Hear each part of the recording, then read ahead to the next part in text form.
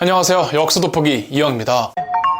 제가 최근에 유튜브를 보다가 참 가슴이 통탄한 유튜버 영상을 본 적이 있습니다. 어떤 유튜버분이 한글을 폄하하는 내용의 컨텐츠였는데 참 가슴이 아프더라고요. 그 유튜버분이 뭐라고 얘기를 했냐면은 한글은 대중을 우매하게 만들기 위한 글자다. 일본이 한국인을 멍청하게 만들려고 한글 보급에 힘썼다. 훈민정음에 있는 어리석은 백성들을 위해가 그 증거다. 멍청하게 살려면 한글을 써라. 물론 이 영상을 보신 분들은 아무도 이 말에 공감하지 않을 거라고 저는 확신합니다만, 그래도 이번 기회에 한글의 가치에 대해서 제가 좀 이야기를 해보면 어떨까 해서 한글에 대한 이야기를 좀 해보려고 합니다.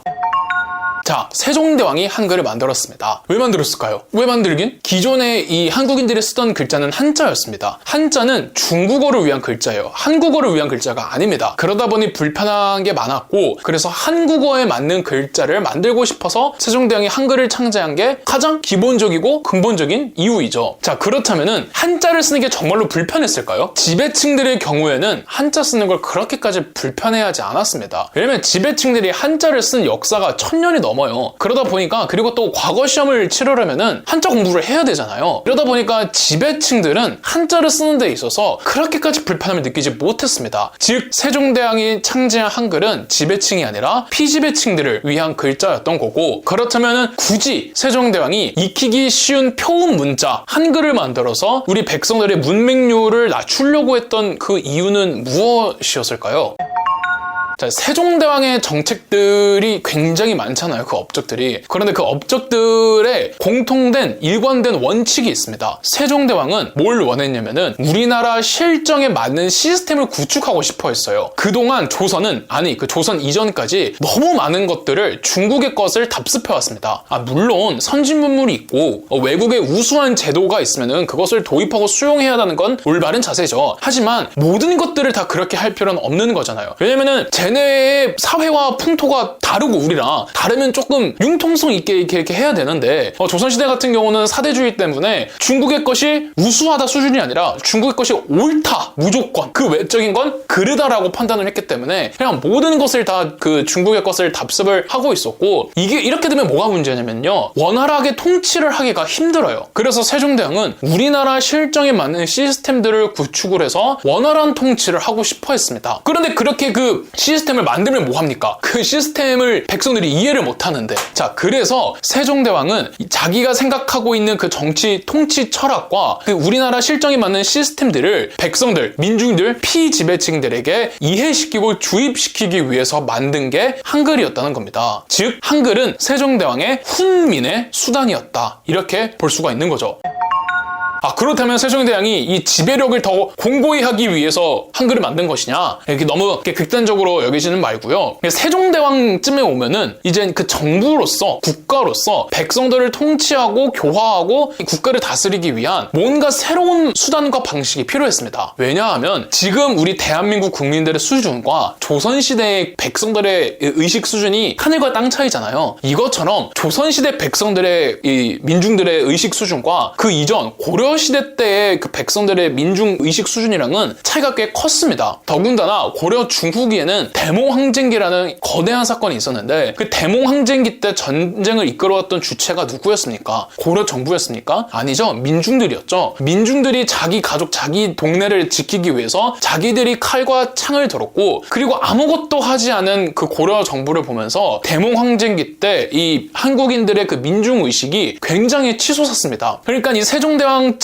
오면은 이 수준이 높아진 백성들을 다스릴 만한 새로운 어떤 수단이 필요했고, 세종대왕이 봤을 때 그것은 글자가 최적화된 수단이라고 판단을 했던 거죠. 그래서 이 세종대왕이 한글을 창제하고 가장 먼저 편찬한 책이 용비어천가라는 노래입니다. 용비어천가가 뭐냐면은 조선 건국의 정당성과 명분을 찬양하는 노래입니다. 이 용비어천가를 통해서 백성들에게 조선이 고려와 다른 이 차별적인 어떤 그 정당성을 설파하기 위함이었고요. 공비와 청가에 이어서 만든 책이 석보상절이라고 불경 있잖아요. 불경을 한글로 편찬을 했습니다. 아무리 조선시대가 숭유역불이었다고 하지만 민중들은 아직 불교를 많이 믿고 있었고, 불교라는 종교는 조금 더 민중들에게 친숙한 종교였습니다. 그런 종교를 위해서 불경을 한글로 편찬한 석보상절을 편찬을 했고요. 그리고 그 이후에도 뭐 삼강행실도라든지 연려도라든지 효경 같은 그 유교 경전들, 근데 이런 유교 경전들이 그 사대부들이 공부하는 막 논어, 막 맹자 이런 어려운 철학서가 아니라 유교적 도덕을 알려주는 내용들만 한글로 편찬을 했거든요. 이건 뭐냐면은 세종대왕이 생각했던 그 유교적 질서와 유학을 백성들에게 알리기 위함이었던 겁니다. 자, 그런데 한글이 처음 창제됐을 때는 한글의 위상이 굉장히 낮았죠. 왜냐면은 사대부들과 지배층들은 계속 한자를 썼기 때문에 한글은 백성들이나 아녀자들이 쓰던 글자였습니다. 그래서 중세시대 때까지는 한글과 한자가 공존을 했는데, 조선 후기 때 국학의 일환으로 잠깐 한글에 대한 그 관심이 올라가더니 근대 시기로 접어들면은 한글이 한자의 위상을 압도해버립니다. 이 과정은 마치 뭐처럼 보이느냐, 저에게는 백성과 국민이 나라의 주인이 되어야 한다는 그 근대적 세계관이 신분제를 바탕으로 만들어진 전근대적 세계관을 압도하는 양상과 동일해 보이는 겁니다. 즉, 한글이 한자의 위상을 압도해버린다는 것은 만 백성이, 국민들이 평등하게 돼서 나라의 주인이 되어간다는 근대화의 과정처럼 읽히게 된다는 겁니다. 그러니까 우리가 뭐 학창시절에 존경해야 된다는 건 세종대왕의 뭐 애민정신이다 이렇게 얘기하지만, 실제로 우리가 존경을 해야 되는 부분은 세종대왕의 통찰력과 안목이었고, 더 중요한 건 높아진 백성들의 수준이었다는 거죠. 즉, 한글은 온전히 민중들의 몫이었다는 겁니다.